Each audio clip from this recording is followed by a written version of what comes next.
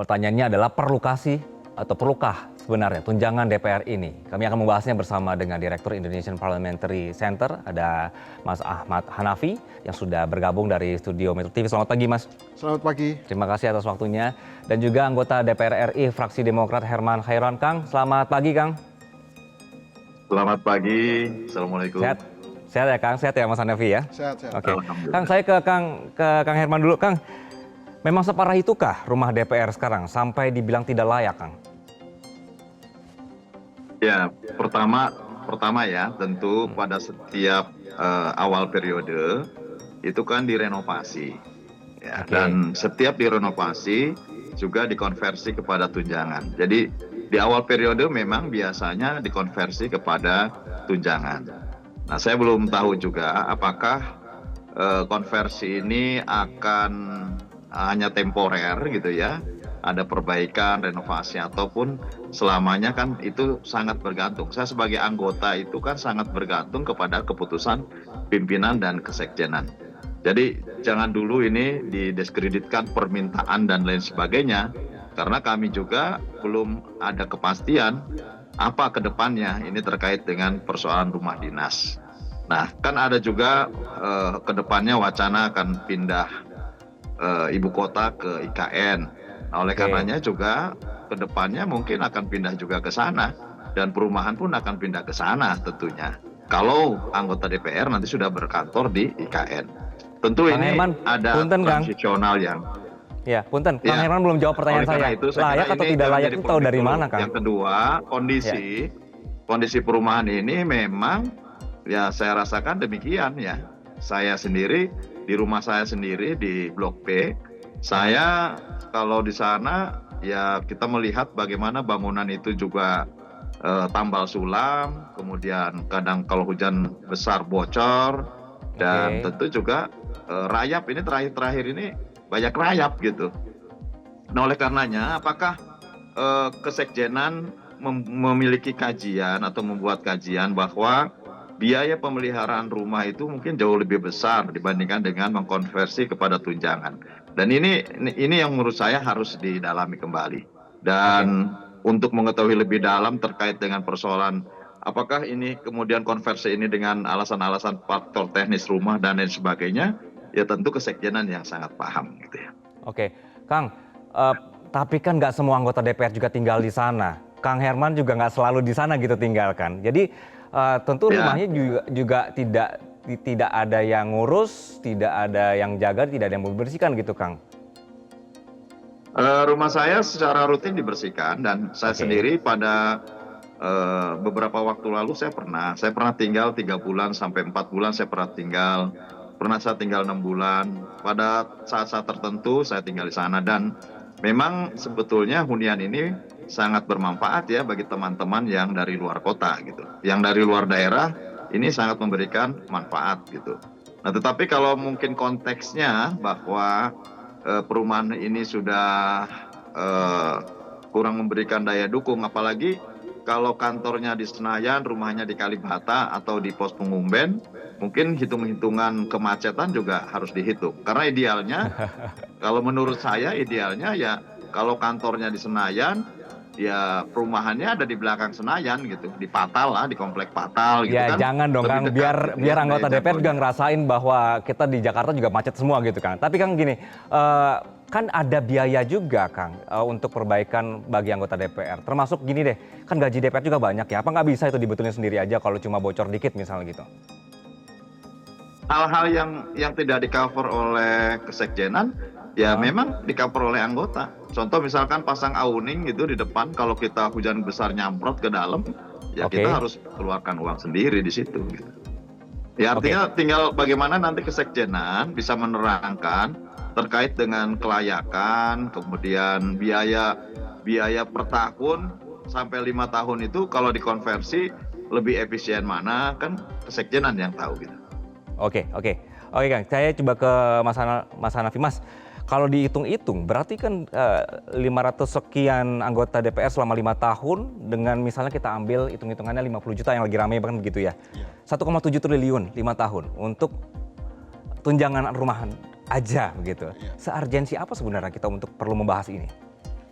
Ya, namanya tunjangan perumahan ya atau fasilitas perumahan dinas itu buat anggota DPR apalagi selevel pejabat negara gitu sebetulnya penting ya. Oke. Karena itu sebagai bentuk penghormatan negara terhadap pejabatnya yang terpilih oleh rakyat gitu. Kemudian yang kedua ada fungsi yang namanya pengamanan gitu ya. Jadi kalau di satu komplek itu jadi lebih aman.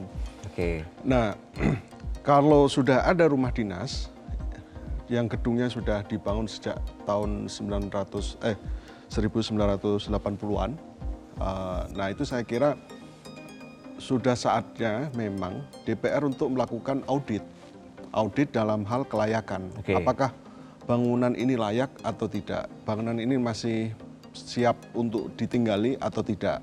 Daya dukungnya seperti apa? Nah, berdasarkan undang-undang yang kami catat itu terkait dengan tentang bangunan gedung ya, undang-undang bangunan gedung itu kan setiap pemilik gedung itu wajib menilai ulang secara berkala kelayakan dari bangunan. Nah, DPR seharusnya mampu menunjukkan itu gitu ya, menunjukkan auditnya. Berarti sampai sekarang belum ada auditnya? Kami belum lihat. Oke. Dan DPR belum menunjukkan itu. Dan memang seharusnya DPR itu secara berkala melakukan audit fungsional karena kelayakan huni itu ya. Karena itu kan sejak tahun 80-an gitu ya dibangunnya sehingga kalau itu 10 tahun, 20 tahun, 30 tahun apakah itu masih layak atau tidak. Nah, itu ada ukuran-ukurannya kan saya kira dan kalau ada renovasinya seperti apa. Oke. Dan kalau kita lihat misalnya setiap tahun itu kan untuk tahun 2024 misalnya data kami itu DPR itu mempublikasikan sekitar 32,7 miliar ya untuk anggaran renovasi perumahan.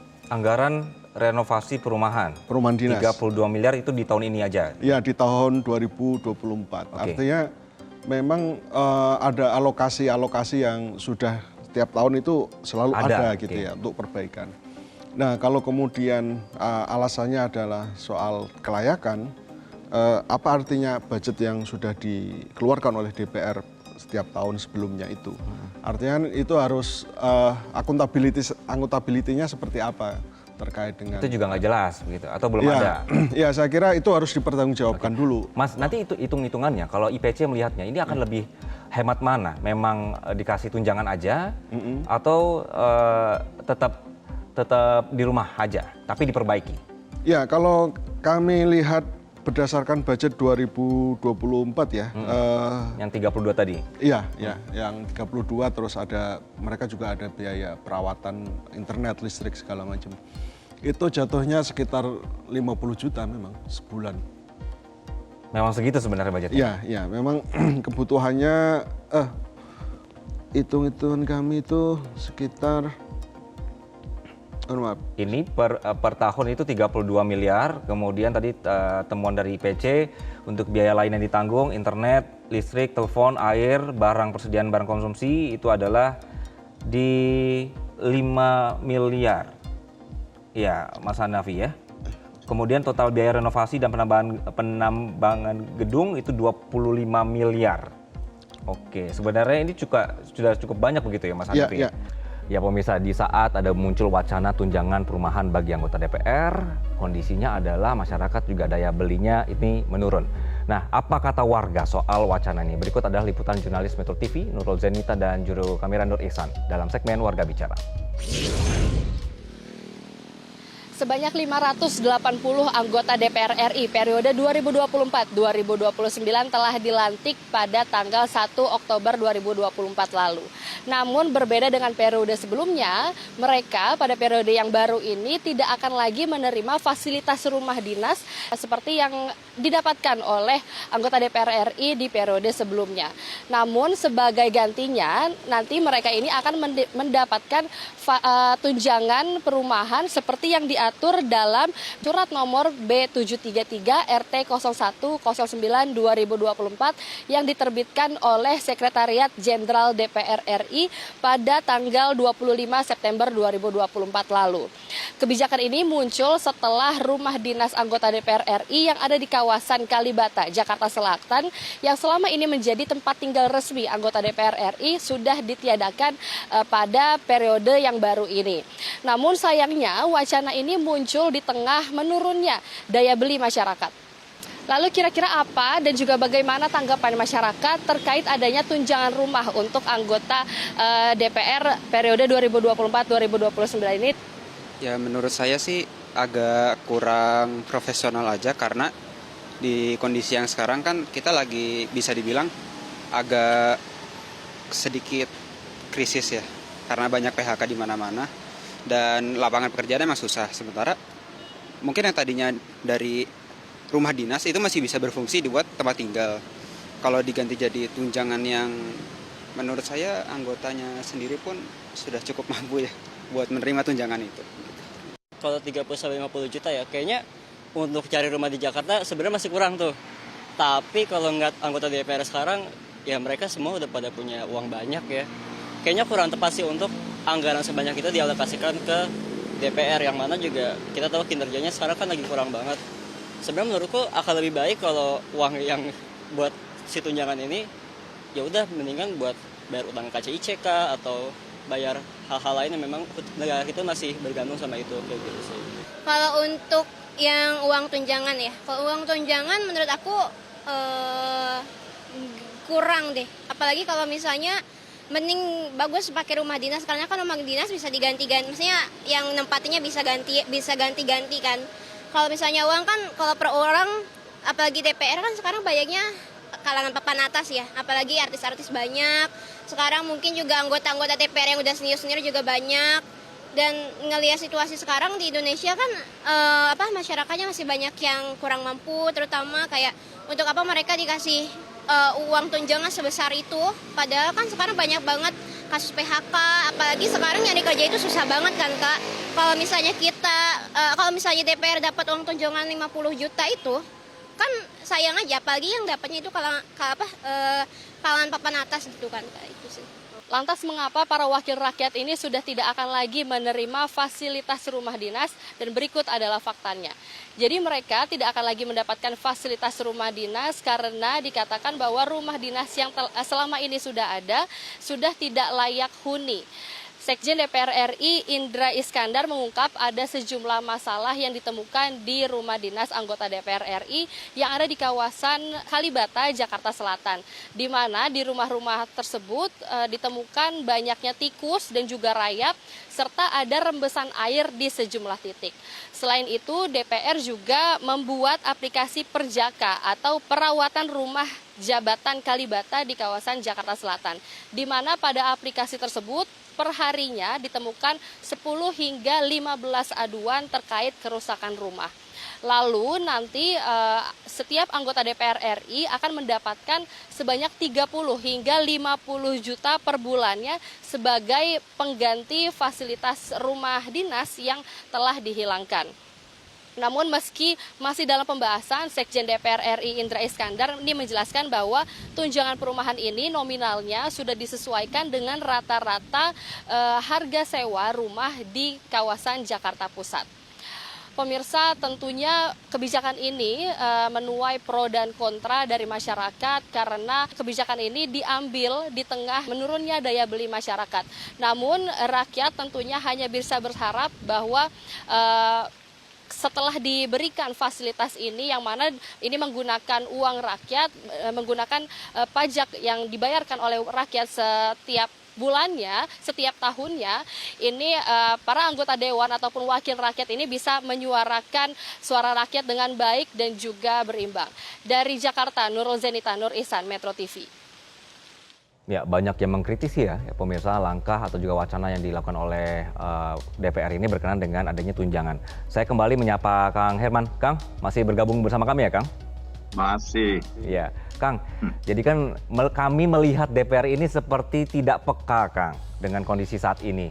Kami yang bekerja aja sekarang dihadapkan dengan potongan 3% tapera dan potongan lain-lainnya begitu. Tapi kami melihat wakil rakyat kami justru mengusulkan hal-hal yang mubazir seperti ini. Tanggapannya Kang Herman? Ya, pertama tentu kami sensitif terhadap kondisi sosial kemasyarakatan. Kami juga prihatin dengan situasi jika memang masih banyak yang di PHK dan kesempatan kerja masih sulit. Tentu ini yang menjadi perjuangan, ladang perjuangan kami di DPR. DPR yang lama karena saya incumbent ya, tentu memperjuangkan bagaimana peningkatan ekonomi masyarakat ini lebih baik dan tentu menuju kepada kesejahteraannya.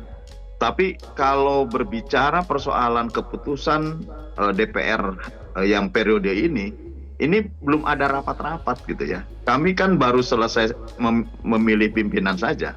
Baru selesai memilih pimpinan, belum ada alat kelengkapan dewan, belum ada mitra. Kami masih menunggu terhadap hasil-hasil yang dibicarakan di pimpinan.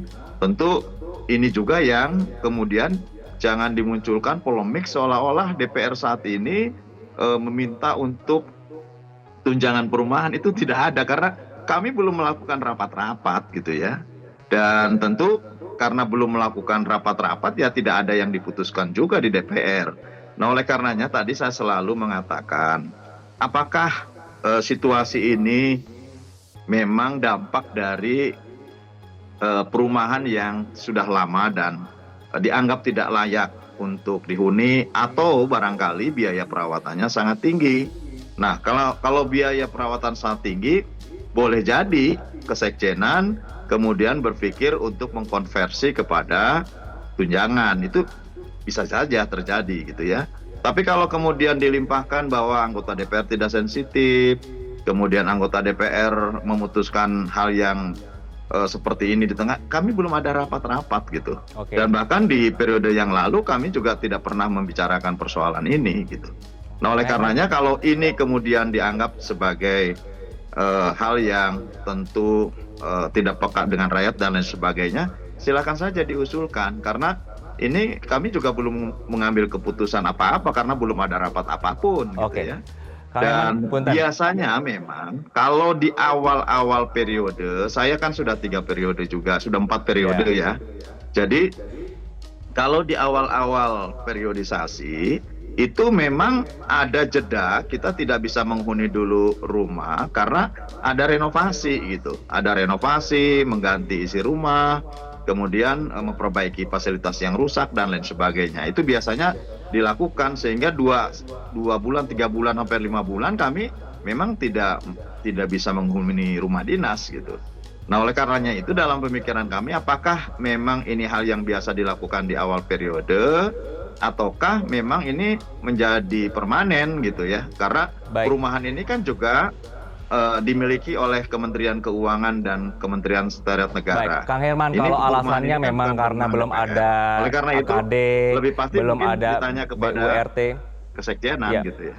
Oke, Kang, kalau misalnya alasannya memang ini belum ada rapat tapi sudah dituduh macam-macam gitu, tidak sensitif. Kang, gini deh, bisa nggak dimulai dulu, kalaupun nanti terjadi rapat dari fraksi Demokrat dulu, dari Kang Herman dulu yang menolak hal ini. Jadi benar-benar nanti kita melihat bahwa DPR ini sensitif terhadap situasi sekarang dan tidak perlulah nambah-nambah anggaran buat rumah. Saya akan mempertanyakan terkait dengan situasi ini. Apa penyebabnya, kemudian bagaimana cara mengkonversinya, dan apakah memang ini memenuhi rasa keadilan untuk rakyat lah gitu. Oke, Kang. Saya ke Mas Hanafi. Mas, ini kan nanti kan kalau seandainya jadi memang ya, semua akan dirapel dalam gajinya DPR ini begitu kan. Kemudian ini kan sebenarnya terlihat tidak butuh-butuh sekali dan ini terlihat jadinya semacam akal-akalan aja sebenarnya buat nambah-nambah tunjangan. IPC melihatnya bagaimana? Ya, rumah dinas ini saya sepakat yang disampaikan Pak Herman Hoeron tadi bahwa memang setiap awal periode itu seperti itu. Tapi kan itu apakah sifatnya temporer atau kemudian permanen. Itu dijadikan justifikasi sebagai permanen. Karena bagaimanapun rumah dinas itu untuk pejabat negara sekelas presiden, sekelas Dewan Perwakilan Rakyat, hakim, itu memang harus ada gitu ya. Karena itu sebagai bentuk penghargaan negara, penghormatan negara kepada pejabat-pejabat itu. Nah, dan saya kira tidak patut ya kalau kemudian itu dikembalikan kepada negara, dalam hal ini kepada Kementerian Keuangan, tapi seharusnya itu diperbaiki gitu ya, sebagai penghormatan yang terus-menerus kepada anggota DPR. Nah, persoalannya kan kemudian ketika ini jadi wacana kemudian dikonversi menjadi anggaran yang dalam bentuk uang, tunjangan uang. Nah, ini saya kira yang kita nggak bisa berpikir bahwa ini hanya urusan ekonomis atau tidak ekonomis gitu ya, dan lain sebagainya. Tapi ini kan sebetulnya yang DPR itu ketika kebijakannya terkait dengan tunjangan ini, itu kan mereka sendiri yang putuskan gitu ya. Mereka sendiri yang putuskan, kemudian soal terkait dengan perumahan ini juga mereka yang putuskan. Nah, di awal-awal periode ini justru waktunya DPR untuk menunjukkan bahwa ada penolakan-penolakan gitu ya, ada penolakan-penolakan yang seharusnya ditunjukkan oleh para anggota DPR gini terhadap tunjangan-tunjangan yang dikiranya tidak rasional dan tidak simpatik terhadap situasi yang dihadapi oleh rakyat itu sendiri gitu ya. Nah, kalau rakyat sebetulnya nilainya simpel aja. Sumpah janji DPR itu adalah bekerja untuk bangsa dan negara di atas kepentingan pribadi dan golongan. Kalau ini kan lebih ke fasilitas pribadi, itu harusnya kita coba diminimalisir dulu oleh anggota-anggota DPR itu supaya mendapat simpati publik begitulah ya. Baik, jadi ini urusannya DPR, kebutuhannya mereka yang melihat ada masalah, soalnya mereka yang bisa lebih clear mana yang sensitif, mana yang tidak, mana yang berfaedah, mana yang tidak begitu ya. Kang, terakhir Kang Herman, kalau bagi seorang anggota DPR setidaknya rumah seperti apa sih Kang yang dibutuhkan dalam hal kerja ya? Kan pengalamannya Kang Herman ya? Ya, saya selama 4 periode ini ya menerima aja apa yang disiapkan oleh pemerintah, oleh negara gitu ya. Berarti tidak ada harus kayak misalnya 3 bedroom, harus ada 4 ruang, itu nggak perlu ya? Ya, saya juga pernah menghuni di Kalibata, saya pernah menghuni di pos pengumben, ya terima saja gitu. Dan apa keputusan tentu bagi anggota, yaitu kami jalankan, kami laksanakan. Dan kalau kemudian ada hal-hal yang tentu ini menjadi polemik di masyarakat, saya sendiri ya pasti akan mempertanyakan apa reasoning yang tepat, kemudian bagaimana dalam situasi ini, kemudian konversinya seperti apa. Karena sampai hari ini ya kami belum pernah ada rapat juga untuk membicarakan persoalan ini. Oke, ini nanti saya akan tagih ya Kang, kalau nanti kita live lagi dengan Kang Herman nanti kita kenalnya ada sosok penolak rumah atau tunjangan rumah begitu ya. Oke. Kang Herman, nuhun terima kasih atas waktunya di Selamat Pagi Indonesia, dan Mas Hanafi juga terima kasih atas datanya dan juga pemaparannya di Selamat Pagi Indonesia. Terima kasih. Dan pemirsa tetaplah bersama kami, Selamat Pagi Indonesia akan kembali usai jeda. Jelajahi cara baru mendapatkan informasi. Download Metro TV Extend sekarang.